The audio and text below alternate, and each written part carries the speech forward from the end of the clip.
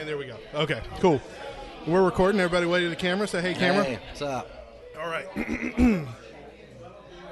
All right, what's up, everybody? Welcome back to Get Lit here at Between Friends Coffee. I'm your host, Mark, from the Nerd for No Reason podcast. And now we're going to talk script writing.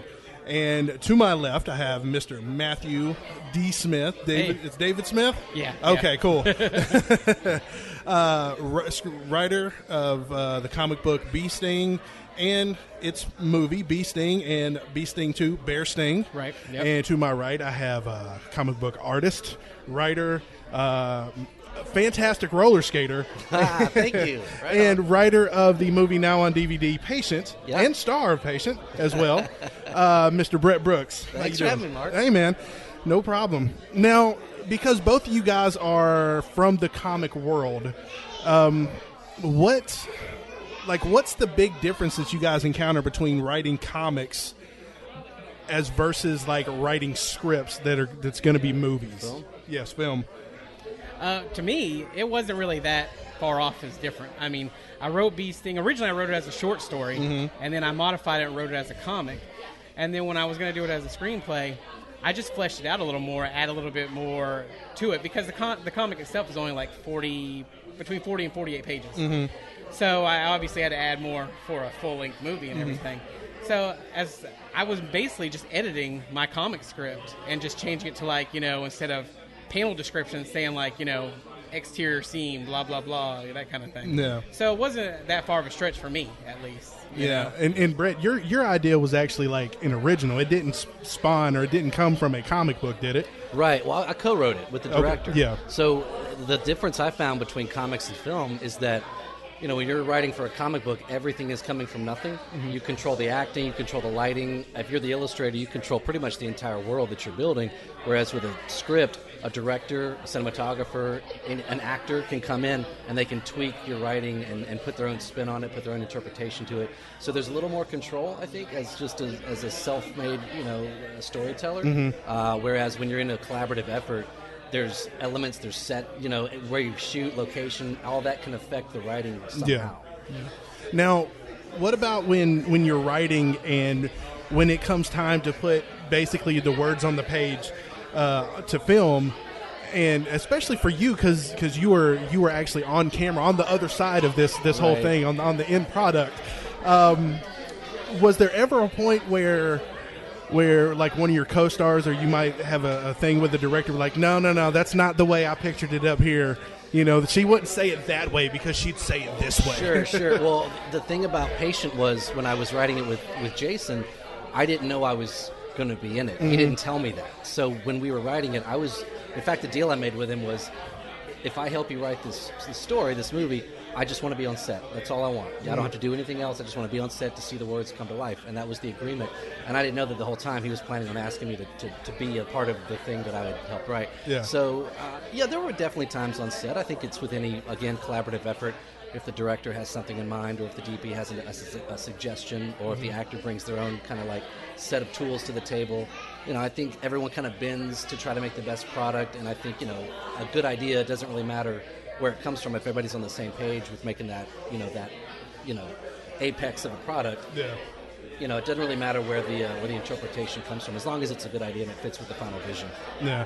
Matt, do you feel the same way? Like now with you not being on the other side of the camera for this, was there a moment where you were on set going, maybe we need to change this, maybe we need to tweak this? There were times I definitely felt like that, just for the ease of filming certain scenes. I was like, well, we can definitely change it to this, so that way we don't have to, waste time or extra money or whatever.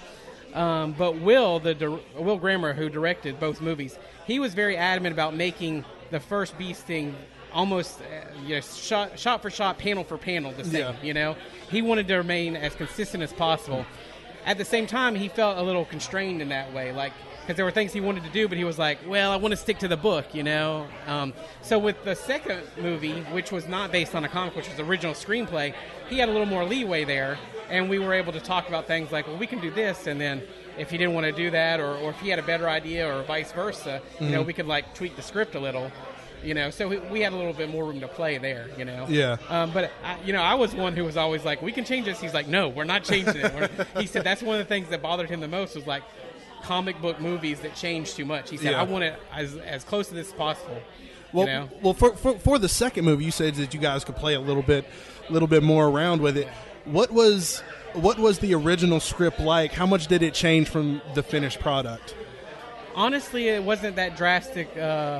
Anything drastic that was changed. It was pretty much when people started asking about it, and I really didn't have an idea for it, but so many people started asking. Then I started tinkering with ideas in my head, started writing the script, and I give it to him. And he added a few things, to where he actually came up with the bear sting in the movie and everything. So he added that. So he, we talked about things, and then if he had another idea, I was like, okay, yeah, I can change that dialogue.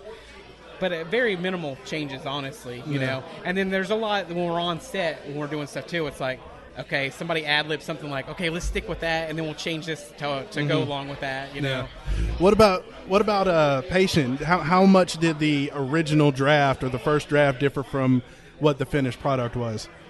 We didn't stray too much as far as like the dialogue. The version that we shot was, I think, draft 35 or 36. And it took about a year to finish the entire thing. There were a ton of different versions of it with different endings and things like that. But as far as dialogue, there wasn't a ton of improv, and I think part of that's because every line in the movie has some sort of weight, so you couldn't really deviate too much, or you would lose the plot, you would lose the twist at the end, you would lose kind of that build up. So Jason was very meticulous and careful about what was allowed. There might be here and there a little banter or whatever. But for the most part, we tried to stay. We wrote it as like this is it. This is the Bible for this movie. Yeah. When you guys, now that you guys have actually like written movies and written, something that you guys actually have like physical proof of, hey, I wrote this and this is my thing, and when. Do you guys watch movies differently now? Can you watch a movie and say, oh, man, I would have changed that? Like, 5 minutes and I could have just changed that whole scene, Oh, sure. I mean, I think anybody in the creative field, like, you can't really turn it off. Yeah. You're always dissecting. Even if it's not criticism, you're always like, how did Doctor Strange move through all those mirrors? You're kind of breaking it down. And I do that, I think you probably do too, with dialogue. Character exchanges and chemistry between characters. That's one of my favorite things to watch in a movie. Yeah, and I think even before I wrote the script, I always kind of did that. Like, even because I've always wanted to write, do comics and movies at the same time. So even as a kid, I was like, oh, I would have done this different, like I'm some, expert or something when I'm 12 or something, Yeah. But yes, I've done that, but I think I've always kind of done that, So, is there a movie or a television writer, or movie writer that you don't do that with? Like not necessarily out of respect, but his or her writing is so on point that you're like, oh man, I just kind of can't dig at him. I think when I'm never really thinking about that, honestly, as cliche maybe as it sounds, when I'm watching Quentin Tarantino movies, I never go into that frame of mind just because he's. I don't know how to explain it, except he's one of those people that I don't think I could write like that, so I have maybe more respect for. I can dig it. Maybe that sounds bad, but it's like when I'm watching movies, especially crime movies and stuff like that, I'm always afraid that I couldn't write like that, so I'm always like, man, these guys are so much better than me, Yeah. So that's where the same kind of thing there. What about you, Brett? Aaron Sorkin. I've heard that from a lot of different people. Aaron Sorkin, he did Social Network, is that what it's called? Yeah. The movie Social Network.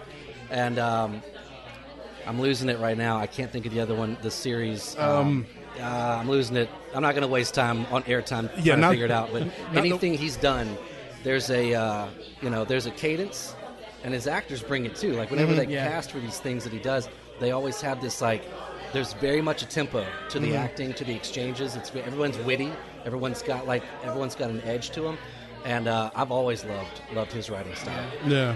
Is there now that you guys, because Patient is kind of like a horror thriller suspense type thing, and Bee Sting and Bear Sting is very much a campy horror like throwback to the slasher flicks. Is there a type of genre that you guys would like to tackle in writing a movie, like given the world is your oyster, unlimited budget. You could basically do anything that you could put on paper. Is there a type of genre you'd love to tackle? Well, I mean, I've always loved horror, but Yeah. you know, another comic that I wrote was Simon Says, which is like a coming-of-age story set in the 90s. You know, very like teen movie-ish, but also very serious. You know, and I've always wanted to do that as like either like a web series or something, or because it's so long, it would have to be a series. Yeah. I couldn't do it all in just a movie. I would really like to do something like that because it's all centered around music, so it incorporates my love of music in there too. Yeah, that would be something I want to do, and of course superhero stuff too. Yeah. I mean, that goes without saying. I don't know, man. Like, You I want was to actually do? going to say musical. Really? A blues musical. Not akin to the Blues Brothers necessarily, but like you're like chunky, those dives, man, that you got to Yeah. go in. A musical, Chitlin Circuit. jazz, things like that. Yeah, Yeah. or a nice solid western, a good western. Really? Magnificent Seven. I saw that not too long ago, and Yes. and I loved it. I loved it. So Yeah. I don't know. It's I would actually peg both of you guys to be like, I want to make the Ninja Turtle that needs to be made. Oh man, that would be definitely. I would do that in a heartbeat. All right. What are you guys currently working on? Brett, I'll let you go ahead. I mean, man, you you are already just know. yeah. I mean, I know you got Deuces Wild that Yeah. you've been working on. How long have you been working on Deuces I don't Wild? even like to say this. Going on 3 years. Really? Going on 3 years. Wow. Yeah. But Is that there's like- been a lot that's happened in 3 years. Yeah. Probably could have been condensed, but client work. There's been a lot of stuff that's happened that just things happen and Yeah. it gets pushed off.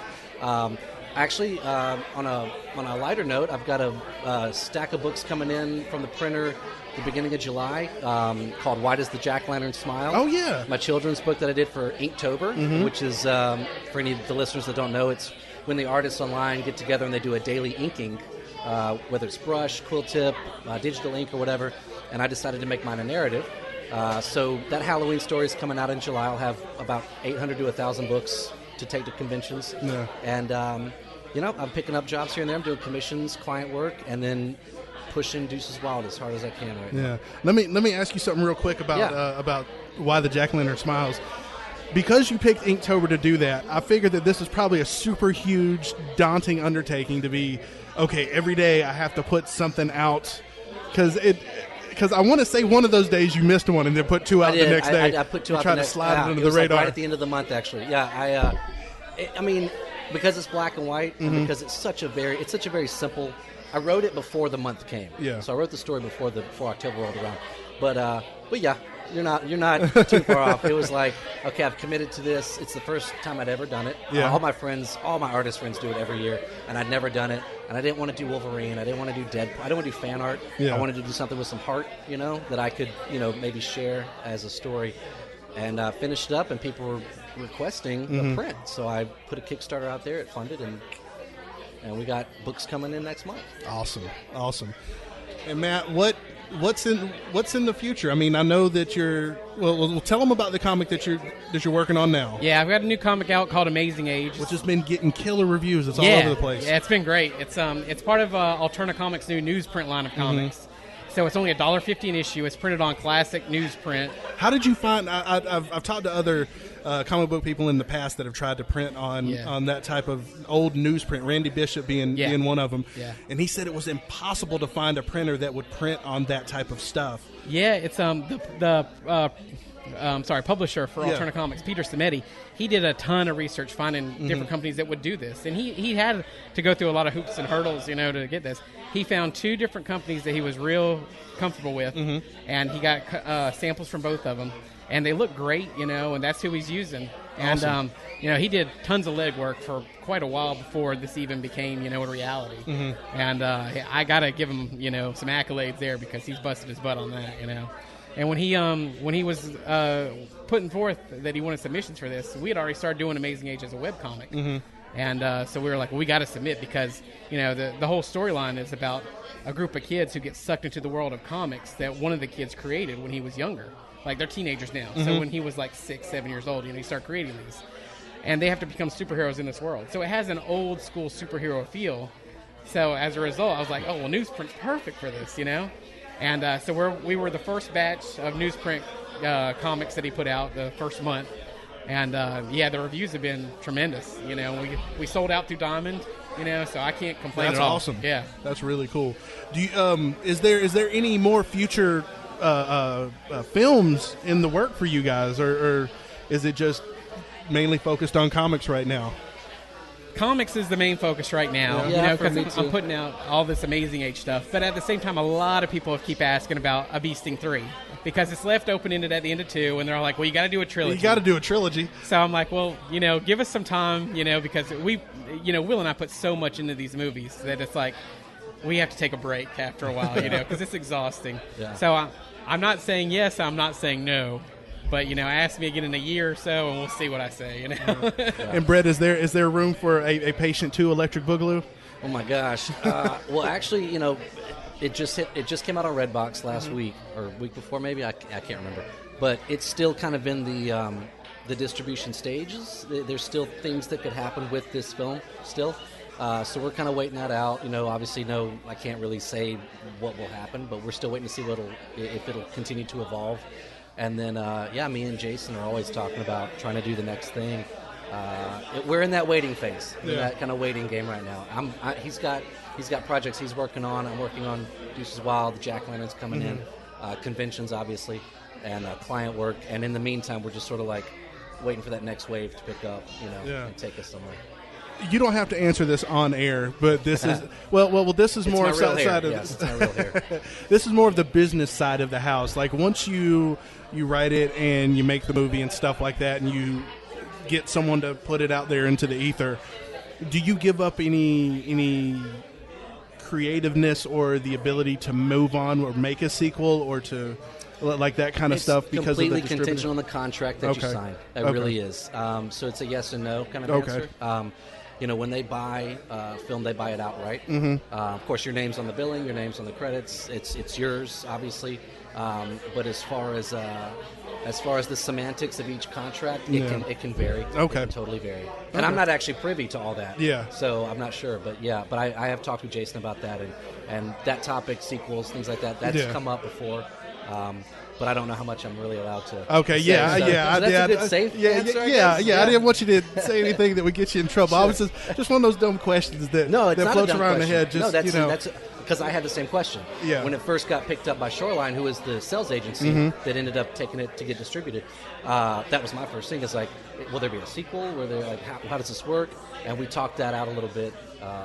So we'll see. We'll just see what happens. And you guys actually didn't you guys win an award in Spain or something? We did actually. Like you're award-winning Brett Brooks now. We got a Patient went to Madrid, Spain, to the Nocturna Film Festival. I think that's not the full title of it, but it got Best Picture in its category as a. I can't remember what the full award was, but yeah, it was Best Picture in Madrid, Spain. That's awesome. I think about this time last year, actually. That's very cool. So, that's very it's cool. It's done all right. It's done pretty good. and I guess kind of the same question with you, but you guys are a little bit more independent and kind of a little bit more self-contained. When you guys kind of went to the DVD that like kind of got into the finishing stages of this, was there any problem like, I don't know if we can make a sequel, or do we have to talk to the right people to get a sequel and stuff like that? Well, yeah, I mean, because, Beast Thing is totally, my ownership, so it wasn't any issue like that really, but we didn't even really talk about a sequel at all after the first one was made. No. It's left open at the end, just like the comic was left open at the end. But it wasn't until people started asking that we started doing that. And then we kind of did the same kind of deal we did before, where like, we raised money through Kickstarter, and then I put up the rest of the money. And so that's, that was pretty much all me besides the Kickstarter. And then, Will and I basically, we do our best to sell the DVDs and the merchandise, and we split those sales, that kind of stuff. And you brought up Kickstarter, and both of you guys are Kickstarter veterans. Kickstarter seems like a double-edged sword. It seems like a great thing, but also at the same time, it makes an extremely a lot of pressure to deliver. Oh yeah. What's y'all's experience with Kickstarter? My thing is, I need to, if I do a Kickstarter 4, I always need to give myself more time than I anticipate. Yeah. Because I always set a date, and then it always seemed like much longer after that. Yeah. And I'm constantly sending updates to people like, I'm sorry, it's coming. I'm sorry. Yeah. So I would really like to get to a point where I don't have to rely on Kickstarter. I like, people contributing and helping out, but I really, it just becomes such a hassle. Like, oh God, I've got to send out, like 80 packages today of varying size to different countries, and it's, Yep. Yeah. But but like I said, double-edged sword, because it's great, because I have all these people willing to help support and everything, and I'm like, oh, but then I got to like give them stuff. Yeah. No, I echo that. Like, it's one of those things where I've learned a lot of lessons. Like Dust Bunny was done through Kickstarter, and it was pretty much on time. I did a couple more after that, and they were fine. Deuces Wild came out, and it was a very ambitious project. It was totally different. But then Jack-O-Lantern, right on schedule. Yeah. It just depends. It just depends. And Yeah. I'm like you, man. I want to get to the point where it's like, I don't want to do anymore. Yeah. Yeah. I just want to be able to like put it out there and it sticks. Absolutely. Yeah. Now, not to get into a lot of number crunching here, Sure. but I guess the big question is after Kickstarter gets its fees and all this, like, it's not a way to get rich. It's just a way, like, because you hear all these people like, oh, this project raised $1 million and they're going to be just bathing in cash, and it's not like that. No, it's No, not. not at all. Yeah. Not at all. Yeah. I made zero money off of anything Kickstarter related. Oh, yeah. I mean, I think people tend to forget that it's called Kickstarter. Yeah. It's meant to kickstart something. Yeah. And a lot of times, I mean, I've done it with every book. Even Jack-O-Lantern, some of the collateral stuff that's coming out of pocket. Like, it might not be a lot, but it's meant to get that bulk, kind of like get it launched, get it going. And it's it also kickstarts potentially your career. I mean, you've got 500 copies of something. Now you've got a tangible, product you can hand to people. So, I think there's a misconception. But on the same note, crowdfunding has been abused majorly by many people. So I understand why that taste is in people's mouths. But I'm sure you do the same thing. I'm constantly updating on Facebook. I constantly post Deuces Wild artwork on Twitter and Instagram, so people can be reassured. It's like, no, it's not done, but you can see that I am doing it. Exactly. So I think that's very important with creators on any kind of crowdfunding platform. Yeah, I know a lot of people who've gotten, burned by Kickstarter. So, somebody has gotten thousands of dollars and never delivered a product. And I know people who've personally contributed this, and they're, pretty mad, And I'm like, I don't want to be in that same boat. Yeah. I want you to know what I'm doing, and you are going to get your stuff. Yeah, I'm sorry I'm a little late, but it's coming. And sometimes I'm even like, as for your patience, I'm throwing in this extra too. Yeah, like, exactly. I want you guys to be happy. Right, exactly. Very cool, very cool. Well, thank you guys for sitting down and talking with me. And whenever you guys start doing another project, I'm available at all times. I'll send you a headshot, and I like doing funny voices and stuff like that. Right on. So, but thanks, guys. Thanks a lot.